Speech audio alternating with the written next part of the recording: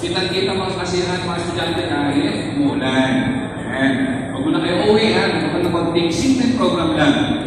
Of course, I would like to call our campus administrator, Dr. Andres Salazar, for her message to the guys.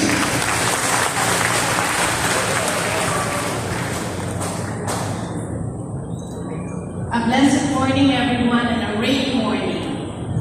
For and in behalf of our Lady Fatima University and our University President, Dr. Caroline Marian Enriquez, I would like to express our warmest congratulations to this graduating batch.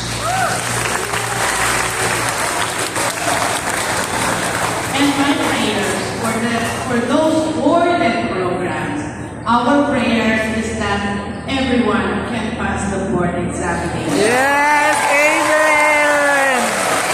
Amen! And for those not boarded programs, my prayers is that you can be employed right away wherever you are going.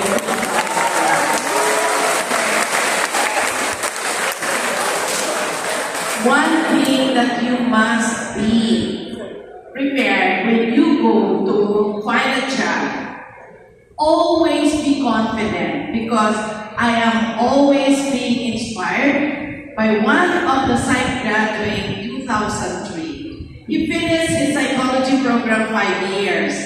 Why? Because he has to stop to work and earn for his tuition fees. Noon, magkano lang ang tuition fee noon? 8,000 per semester. But he is hard up really. Now he is one of the manager under Ayala Group of companies.